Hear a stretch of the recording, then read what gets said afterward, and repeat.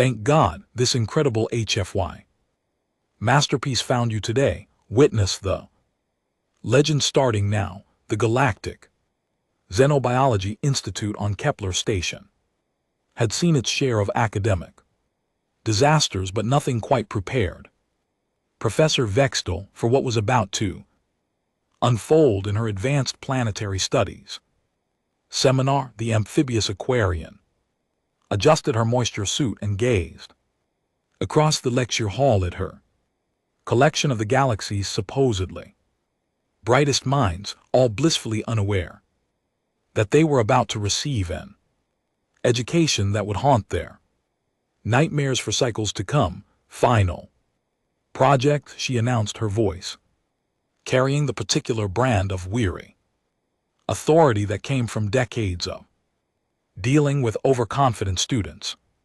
You will each study a primitive world and present your findings to the Galactic Academic Council. The class stirred with the kind of excitement that only came from academic superiority.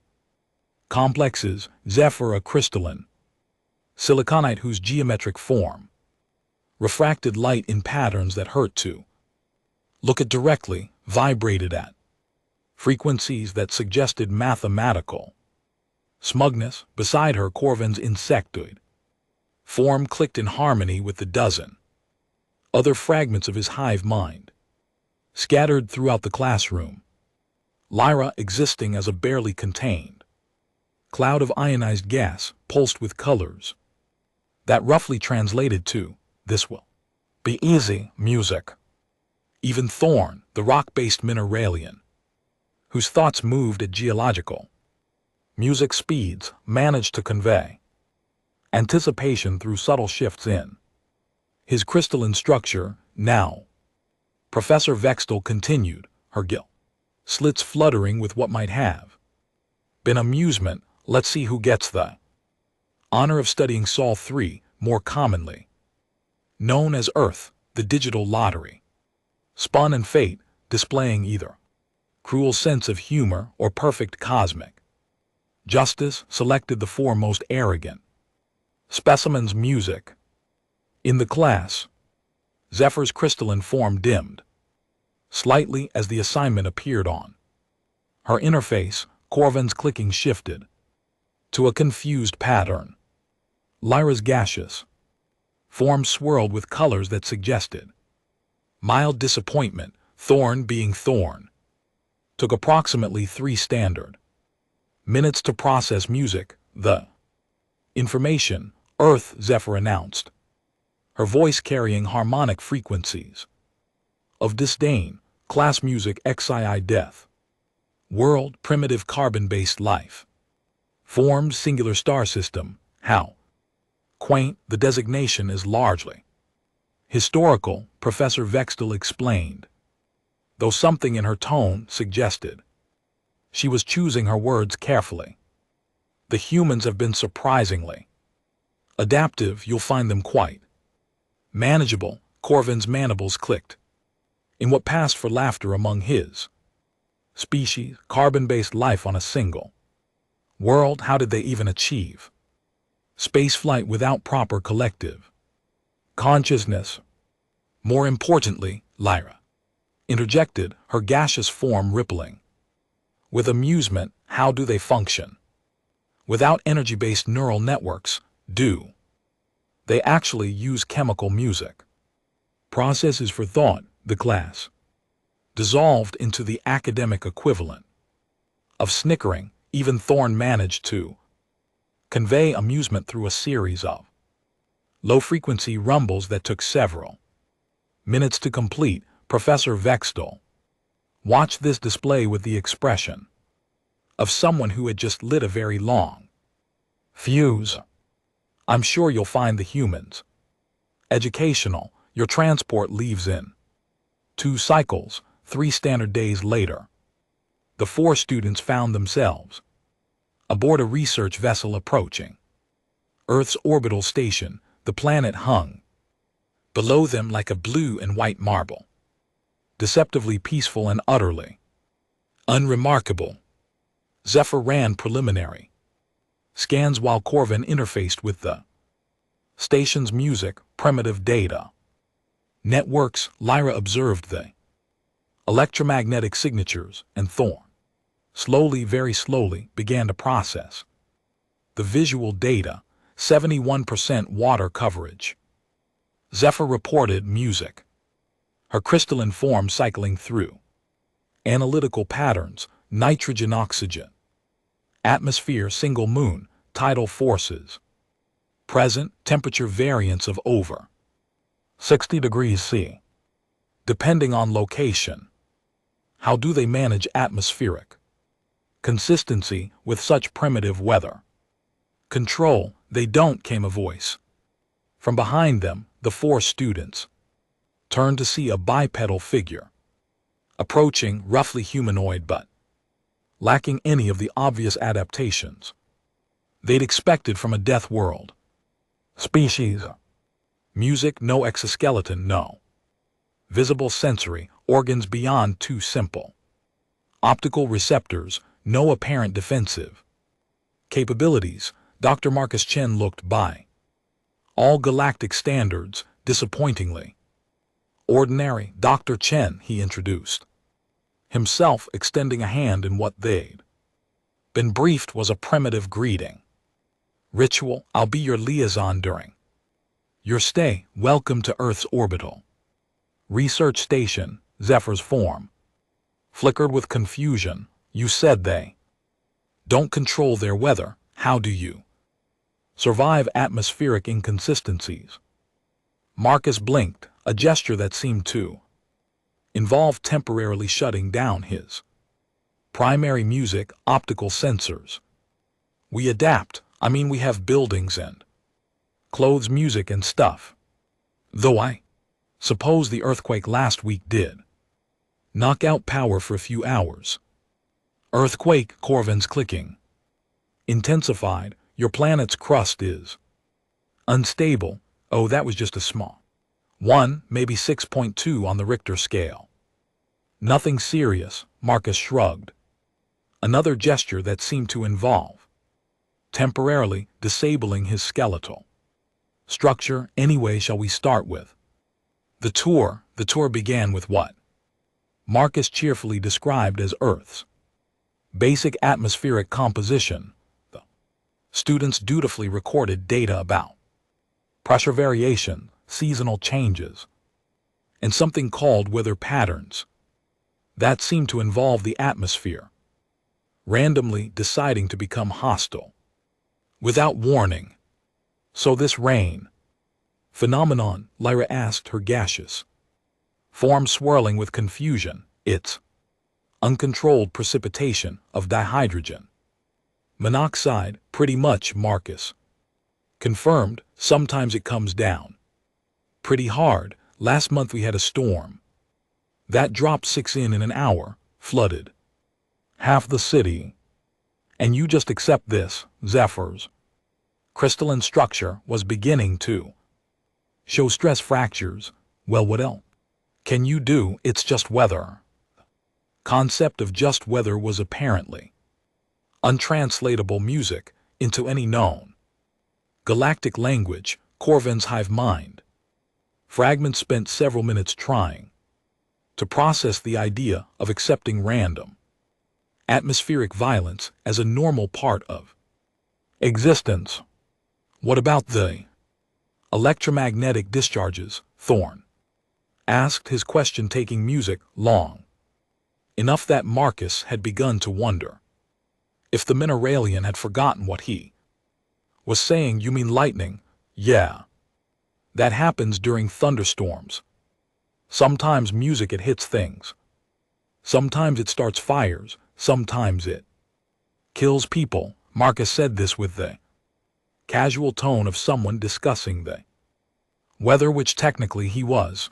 It kills people. Lyra's gaseous form had shifted to colors that roughly translated to existential horror. And you just go outside anyway? Well, you try to avoid being struck by lightning. It's not that hard. The odds are only about 1 in a million per year. 1 In a million. Zephyr's voice rose several harmonic frequencies.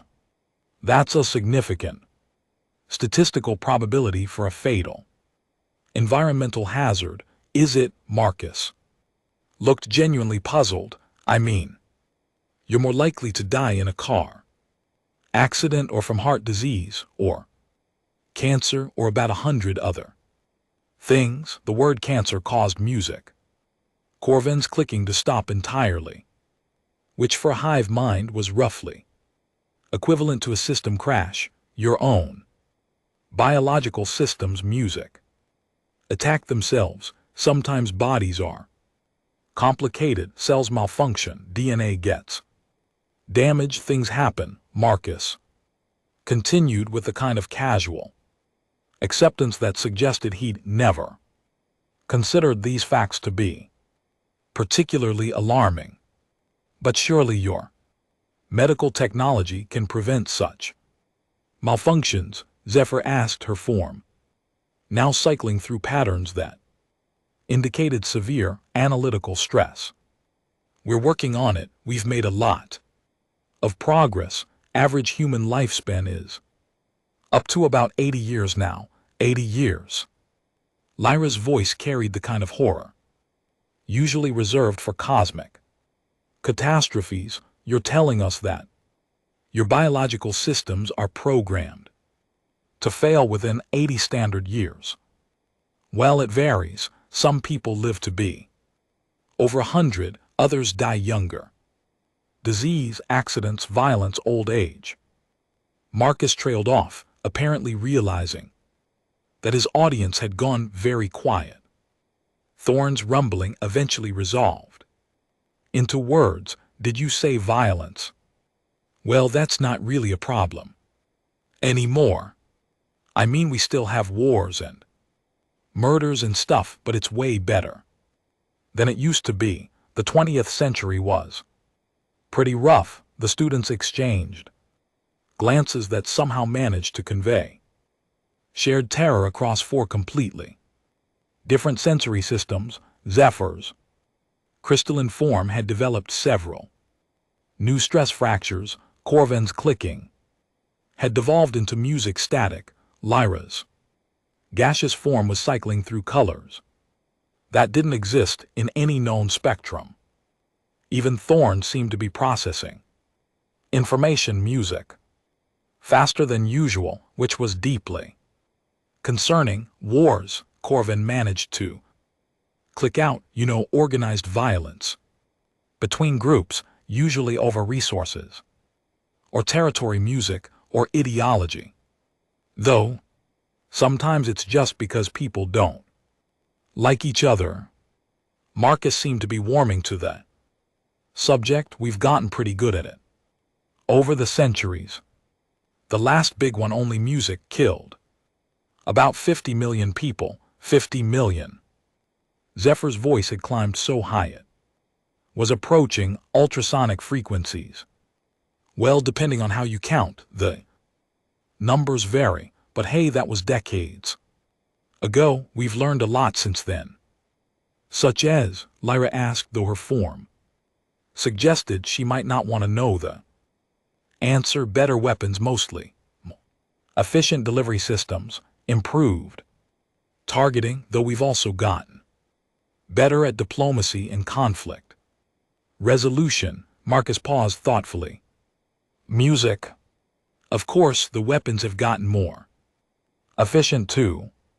Nuclear weapons can level entire cities now. Nuclear weapons? Thorn's question emerged as a low-frequency rumble that took nearly 5 minutes to complete. Yeah, fusion and fission bombs. We've got thousands of them, enough to destroy the planet several times over. It's called mutually assured destruction. Pretty clever system, really. The students had reached that special state of horror where the mind simply stops processing new information. They stood in silence, trying to absorb the reality that they were studying a species that had weaponized stellar fusion and pointed it At themselves, but surely, Zephyr said. Desperately, surely you've moved beyond such primitive behaviors. Oh, absolutely, we hardly use nuclear weapons anymore. Mostly we just threaten each other with them. It's much more civilized. Marcus checked his chronometer. Speaking of which, we should head down to the surface. I want to show you a typical human habitat. The descent to Earth surface music provided the students with their first real glimpse of the planet's true nature. The research shuttle bucked and shuddered as it encountered what Marcus casually described as a bit of turbulence, atmospheric conditions that would have grounded any civilized species indefinitely. Is the atmospheric envelope always this unstable? Corvan asked, his clicking made erratic by the violent music motion. Only during weather, Marcus replied cheerfully. Though I suppose it is weather season. Weather season.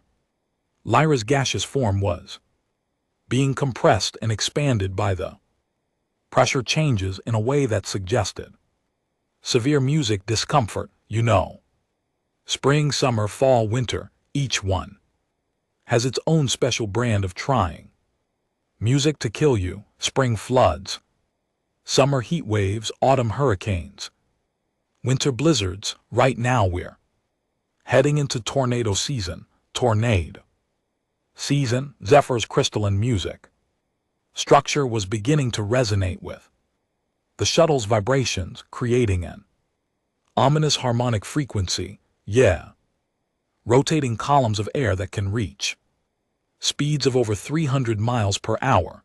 They basically act like atmospheric blenders, tearing up everything in their path. We get about 1,000 of them per year.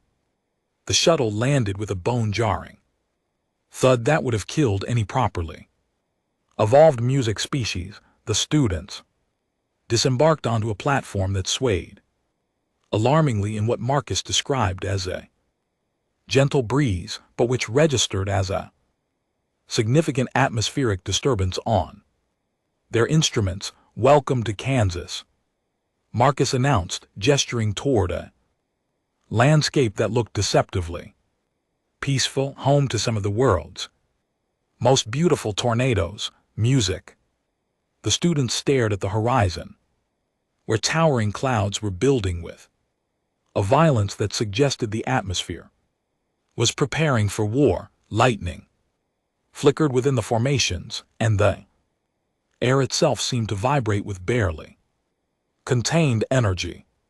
Those clouds, Thorne observed, his geological perspective allowing him to process the scale involved. They extend approximately 15 km into the atmosphere. Yeah, that's a pretty good storm system building up.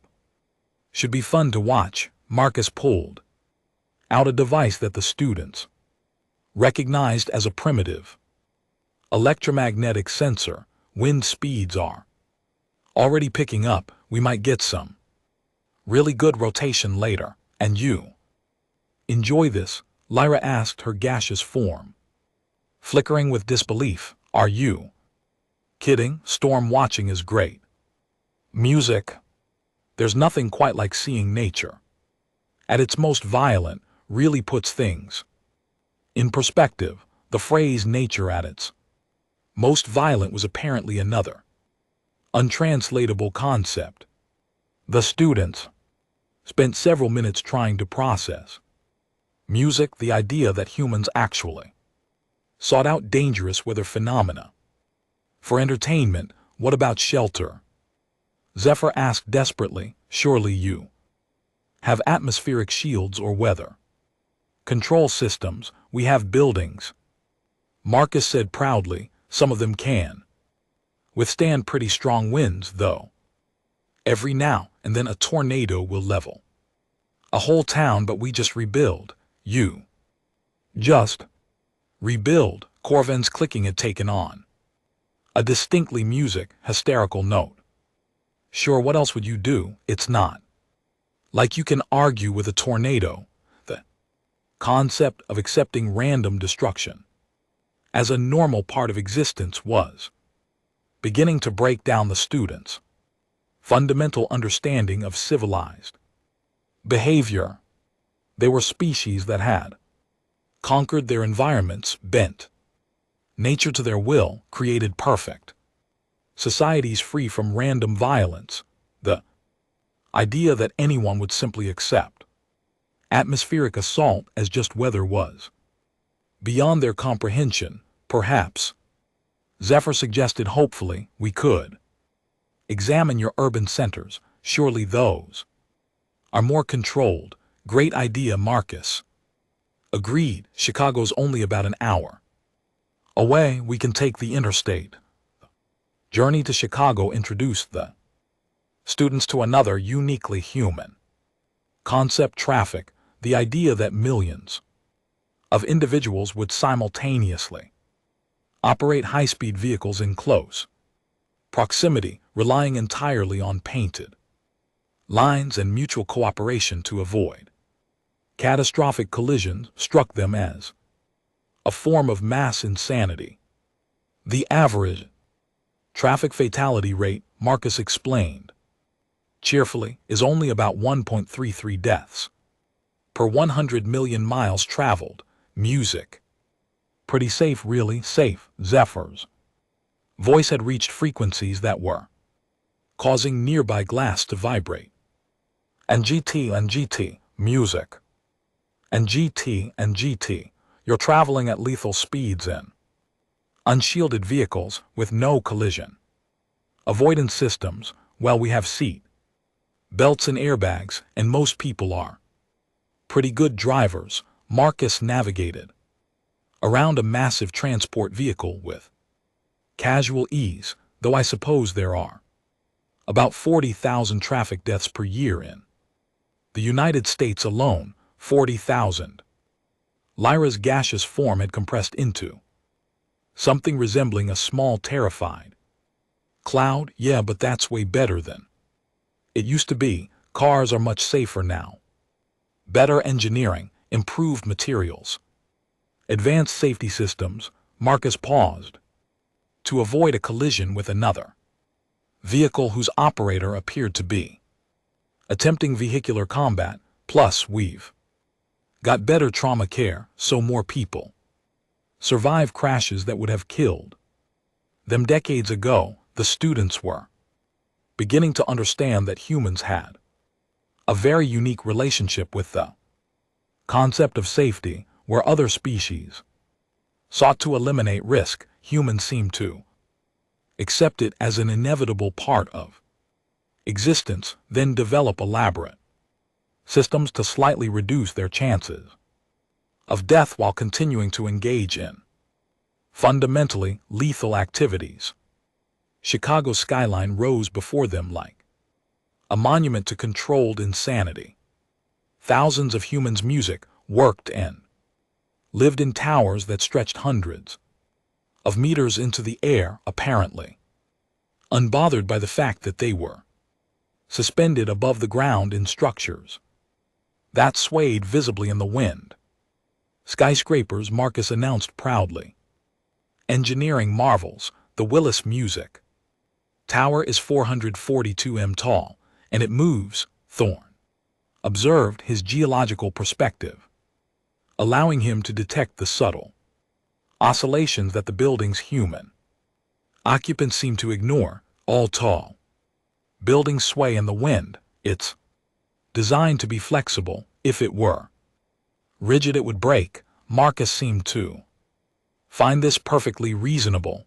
The Willis Tower can sway up to 3 ft at the top in strong winds. 3 ft. Zephyr's crystalline form was now emitting stress frequencies that were causing nearby electronics music to malfunction, and people working there. Sure, great views from the top floors, though some people get vertigo. The concept of voluntarily placing oneself in a swaying tower hundreds of meters above the ground was Apparently another uniquely human behavior. The students were beginning to compile a mental list of activities that any sane species would classify as elaborate suicide attempts, music, but which humans seem to consider normal. What about seismic activity? Corvin asked, his hive mind having finally processed the earthquake reference from earlier. Chicago's pretty stable. Geologically speaking, we're not on a major fault line. Marcus gestured toward the west. Now California, that's a different story. The San Andreas Fault runs right through it. They get earthquakes all the time and people live there, Lyra asked, her gaseous form flickering with disbelief. Music, millions of people, great weather, beautiful scenery, excellent beaches. Sure, the ground shakes regularly, and they're overdue for a major earthquake that could kill hundreds of thousands of people, but the quality of life is fantastic. The students were beginning to suspect that humans might have a fundamentally different relationship with mortality than other galactic species, where normal beings sought to extend their existence and minimize risk. Humans seem to accept danger as an inevitable part of life, then build entire civilizations around managing the consequences of their own poor survival instincts. Perhaps, Zephyr suggested desperately, we could examine your biological systems. Surely evolution has provided you with adequate defensive mechanisms. Defensive mechanisms, Marcus laughed, a sound that involved temporarily compromising his respiratory system. Have you seen the human body? We're basically walking disasters waiting to happen. This observation led to a detailed discussion of human biology that left the students questioning the fundamental music principles of evolution. Humans, it turned out, were a species that had somehow survived despite having bodies that seemed designed by music. A committee of sadists with a poor understanding of engineering principles. Our spines, Marcus explained, are basically repurposed fish backbones that we've stretched vertical. They're under constant stress and frequently fail. Back pain is endemic. Music, your primary support structure, is fundamentally flawed. Thorne rumbled, his geological perspective making him appreciate the importance of proper structural support. Gets worse. Our knees are joints that were designed for four-legged locomotion, adapted for bipedal movement. They wear out constantly. Most humans need knee replacements by their 70s. Knee replacements. Corvin's clicking had taken on a distinctly panicked note. Yeah, we cut out the damaged joint and install artificial components. Pretty routine surgery. We do hundreds of thousands of them per year. The idea that an entire species had evolved such poorly designed bodies, music, that surgical modification was considered routine maintenance was beyond the students' comprehension. They were beginning music to understand that humans hadn't conquered their environment through superior evolution. They'd done it despite having bodies that seemed actively hostile to survival. But surely, Lyra asked, hopefully your cognitive systems are more robust. Our brains, Marcus considered this. Well, they're pretty remarkable organs, but they're also incredibly fragile. A minor blow to the head can cause permanent damage. We're constantly producing chemicals that can cause hallucinations, depression, anxiety, or complete personality changes. Oh, and they're susceptible to dozens of degenerative diseases that slowly destroy our memories and identities. Your cognitive systems attack themselves. Zephyr's voice had reached frequencies that were causing nearby windows to crack. Alzheimer's, Parkinson's, dementia, schizophrenia, bipolar disorder. Marcus ticked off the list with the casual tone of someone discussing the weather. The brain is basically a 3lb mass of electrical jelly that somehow produces consciousness. It's amazing it works at all.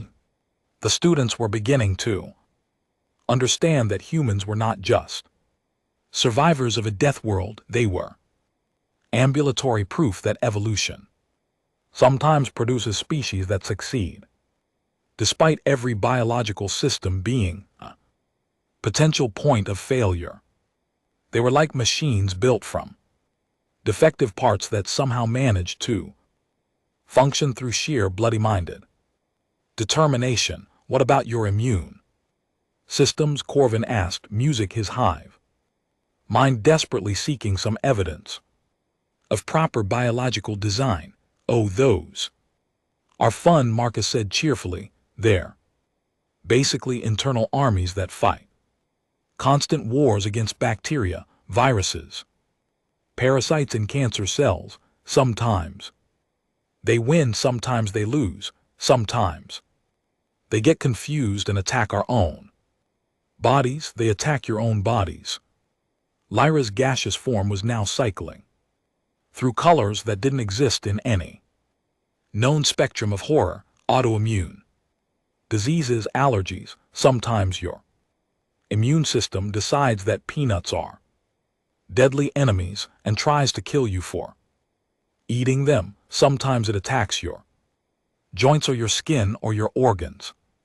Bodies are complicated. The students were rapidly approaching the limits of their ability to process information. They had come to study a primitive species on a simple death world, and instead they were discovering that humans were walking biological disasters. Music, who had managed to build a technological civilization while inhabiting bodies that seemed designed by a malevolent deity with a cruel sense of humor. Surely, Zephyr said desperately. And GT, music. And GT, your technology compensates for these biological limitations to some extent. Marcus agreed, though we've also gotten pretty good at creating new ways to accidentally kill ourselves. Chemical weapons, biological weapons, nuclear weapons, industrial accidents, pharmaceutical side effects, environmental pollution. You poison your own environment, Thorne asked, his geological perspective making him appreciate the importance of maintaining planetary stability. Not on purpose. Well, usually not on purpose, but industrial processes produce waste, and sometimes that waste is toxic. We've gotten better at managing it, but we've also gotten better at producing more exotic forms of pollution, such as, Corvin asked, though his clicking suggested he might not want to know.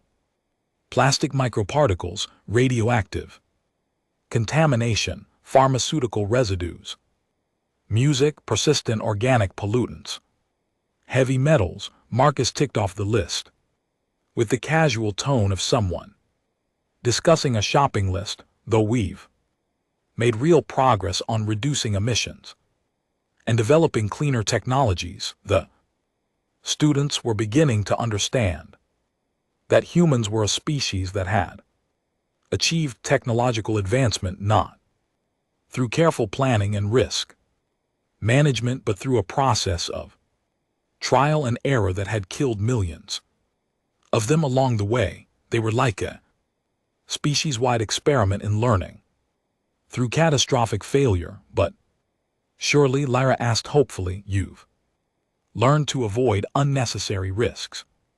Unnecessary risks? Marcus laughed again, temporarily compromising his respiratory system. Have you heard of extreme sports? This question led to a discussion of human recreational activities that left the students questioning the fundamental music principles of survival instinct. Humans, it turned out, were a species that had achieved safety and comfort, then deliberately sought out dangerous activities for entertainment. Music, rock climbing, Marcus explained, involves ascending vertical cliff faces, using only your hands and feet with minimal safety equipment. But why? Zephyr asked, her crystalline form emitting stress frequencies that were causing nearby electronics to malfunction. Because it's there, because it's challenging, because the view from the top is spectacular, because surviving something that could kill you makes you feel alive. The phrase, surviving something that could kill you makes you feel alive, was apparently another untranslatable concept. The students spent several minutes trying music to process the idea that humans actively sought out life-threatening situations for psychological music gratification. What about skydiving? Marcus continued enthusiastically. You jump out of a perfectly functional aircraft at high altitude and trust fabric parachute to prevent you from hitting the ground at lethal velocity. And people do this for fun. Corvin's clicking had devolved into static. Millions of people. It's incredibly popular. There are about 3 million jumps per year in the United States alone. How many people die? Thorne asked, his geological perspective making him appreciate the importance of gravity. Only about 20 or 30 per year. Pretty safe, really, much safer than driving. The students were beginning to understand that humans had a unique relationship with the concept of safety, where other species sought to eliminate risk. Humans seemed to calibrate their acceptable risk levels based on statistical probability rather than absolute safety. They were willing to accept a certain number of deaths as the price of engaging in activities they found enjoyable. What about base jumping? Marcus asked. And GT, music. And GT, that's where you jump off cliffs, buildings, or bridges with a parachute. Much more dangerous than skydiving, but the adrenaline rush is incredible. Adrenaline rush? Lyra asked, her gaseous form flickering with confusion. Yeah. The biochemical response to danger. Your body floods with stress hormones. Your heart rate, music increases. Your reflexes sharpened. It's addictive. Some people spend their entire lives chasing that feeling. The concept of addiction to danger music was apparently another uniquely human behavior. The students were beginning to understand music, that humans were a species that had evolved sophisticated biochemical reward music systems that encouraged them to seek out exactly the kinds of situations that any sane species would avoid. As the day progressed, the students were exposed to an increasingly bewildering array of human activities that seemed designed to maximize risk while minimizing survival advantage. Humans drove vehicles at high speeds around circular tracks for entertainment. They engaged in organized music combat sports where the objective was to render opponents unconscious. They consumed ethanol, toxic substance that impaired their cognitive function and motor control, as a form of social recreation. Motor racing, Marcus explained, involves driving specially designed vehicles at speeds exceeding 300 km/h music in close proximity to other vehicles and People watch this, Zephyr asked her. Crystalline form now emitting. Frequencies that were causing nearby. Glass to shatter, millions music of. People, it's incredibly popular, though. I suppose the crashes are part of the appeal. Crashes, Corvin's clicking had taken on a distinctly hysterical note. Yeah, when drivers lose control and collide with walls, barriers, or other vehicles at high speed, usually they survive thanks to advanced safety systems, but sometimes they don't. The students were beginning to understand that humans were a species that had turned survival into entertainment. They had taken the fundamental struggle of existence and transformed it into recreational activities that other species would classify as elaborate suicide attempts. What about boxing? Marcus continued. Two people enter a ring and attempt to render each other unconscious through repeated blows to the head. This is considered entertainment, Lyra asked her gaseous form cycling through colors that roughly translated to existential despair. Oh, very popular, though we've made it safer over the years. Better protective equipment, improved medical monitoring, stricter rules about when to stop fights. How do you make deliberate brain trauma safer? Thorne asked, his geological perspective making him appreciate the importance of structural integrity. Well, you can't eliminate the risk entirely. Brain damage is pretty much inevitable in boxing, but we've reduced the fatality rate to only a few deaths per year. The students were beginning to understand that humans were a species that had accepted brain damage as an acceptable risk in exchange for entertainment value. They were like a civilization built around the principle that any activity that didn't involve a reasonable chance of death or permanent injury wasn't worth doing. By the time the sun was setting over Chicago, the students had compiled a list of human activities that would have been classified as mass suicide attempts by any civilized species. They had learned about humans who climbed mountains without oxygen, who dove to crushing depths without protective equipment, who deliberately exposed themselves to wild animals for photographic purposes, who consumed potentially lethal quantities of capsaicin-based substances as a form of culinary music. Entertainment, I think Marcus said as they prepared to return to the orbital station. You've gotten a pretty good overview of human culture. Any questions? The students exchanged glances that somehow managed to convey shared horror across four completely different sensory systems. They had come to study a primitive species on a simple Deathworld, and instead they had discovered that humans were the galaxy's most successful example of evolution. Through catastrophic failure, they were a species that had achieved technological advancement not despite their environment but because of it.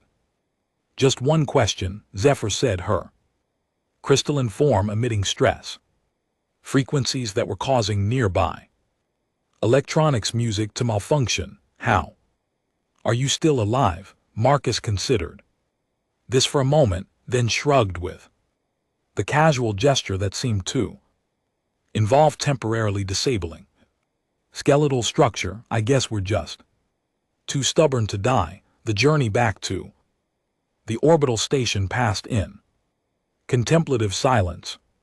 The students spent the time trying to process what they had learned while Marcus dozed peacefully in his seat, apparently unbothered by the fact that he was traveling at lethal speeds through a hostile environment in a vehicle that could catastrophically fail at any moment. 2 weeks later, the four Students stood before the Galactic Academic Council prepared to present their findings on the primitive species of Sol 3. Professor Vexthal watched from the audience with the expression of someone who had been anticipating this moment for cycles. Honored council members, Zephyr began her crystalline form, emitting frequencies that suggested barely controlled panic. We have completed our study of the species known as humans, and we have reached some disturbing conclusions. The council members leaned forward with interest. Studies of primitive species were usually routine academic exercises, useful for understanding music, the early stages of evolutionary development. They were not expecting to hear anything that would challenge their fundamental understanding of civilized behavior. First, Corvin continued, his clicking patterns indicating severe psychological stress. We must revise our classification of Sol 3. It is by any reasonable standard the most hostile environment ever studied by this council. Music. The planet's atmospheric system, Lyra added, her gaseous form cycling through colors that didn't exist in any known spectrum of, is in a constant violent music instability. Electromagnetic discharges regularly occur at energy levels sufficient to kill most known life forms. Atmospheric pressure variations can exceed survivable limits. Within hours, the temperature differential between regions can vary by over 60 degrees C. The geological structure, Thorn rumbled.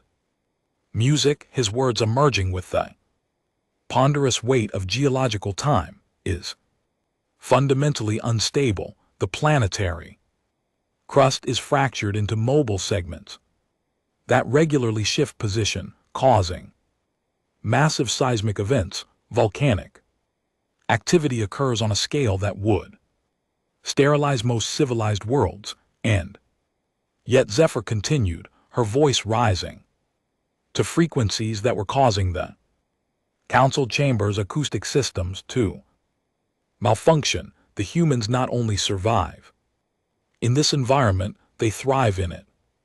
They have built a technological civilization while inhabiting bodies that seem designed by committee of sadists with a poor understanding of engineering principles. The council members were beginning to look concerned. This was not the usual academic presentation about primitive tool use and basic social structures. This sounded like a description of a species that had achieved the impossible. Their biological systems, Corvin clicked rapidly, are fundamentally flawed. Their primary support structures regularly fail. Their cognitive systems are susceptible to chemical imbalances that can cause complete personality changes. Their immune systems frequently attack their own bodies. Their DNA is constantly degrading, causing cellular malfunction and inevitable death within approximately 80 standard music years.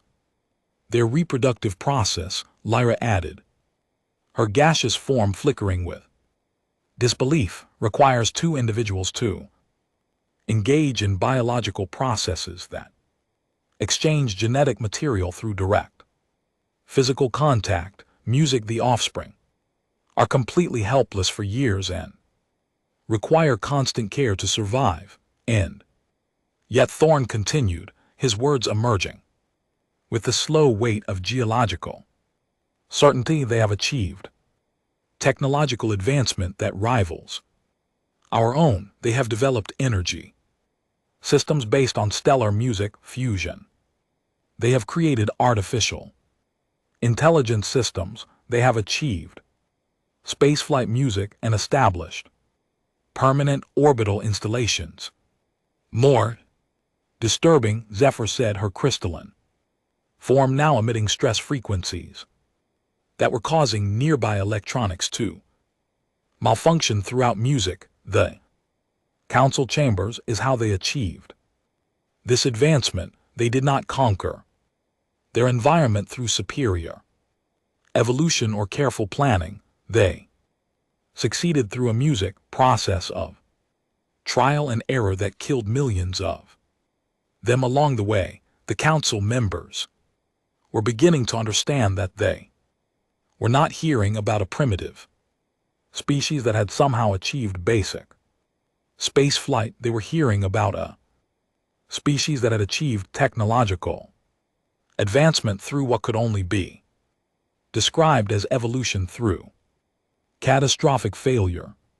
They have weaponized stellar fusion. Corvin clicked his patterns indicating barely controlled panic and pointed it at themselves. They possess sufficient weapons to destroy their own planet multiple times over. They call this mutually assured destruction and consider it a form of diplomacy. They engage in recreational activities. Lyra music continued, her gaseous form cycling through colors that suggested existential despair that any civilized species would classify as elaborate suicide attempts. They deliberately seek out dangerous situations for psychological gratification. They consume toxic substances. Thorn added music, his words emerging with the slow weight of geological disapproval that impair their cognitive function and motor control. They do this for entertainment. And most disturbing of all, Zephyr concluded, her voice reaching frequencies that were causing structural damage to the council chambers. They consider all of this to be normal behavior. The council chambers fell silent. The implications of what they were hearing were slowly sinking in. They had been dealing with a species that had achieved technological advancement not through careful planning and risk management, but through process of learning through catastrophic failure that had killed millions of them along the way. Are you telling us, the council chairman asked slowly, that the humans are a species that has achieved technological advancement while inhabiting a planet that is actively trying to kill music, them using bodies that are fundamentally flawed through process of trial and error that would have exterminated any sane species? Yes. The four students replied in unison, their combined voices creating a harmonic frequency that caused several council members to experience temporary sensory disruption, and they consider this normal. They call it Tuesday. Zephyr replied, her crystalline form emitting stress frequencies that were causing the council chamber's structural supports to vibrate ominously. The council chairman leaned back in his chair, processing the implications. They had assumed that humans were a primitive species that had somehow achieved basic spaceflight despite their obvious limitations. Instead, they were dealing with a species that had achieved technological advancement through what could only be described as weaponized stubbornness. What are your recommendations? The chairman asked. The four students exchanged glances that somehow managed to convey shared terror across four completely different sensory systems. We recommend, Zephyr said, her voice climbing to frequencies that were approaching the limits of audible sound, that the council immediately approved the human application for Galactic Federation membership. On what grounds? The chairman asked. Because, Corvin clicked rapidly, any species that can survive planet while inhabiting bodies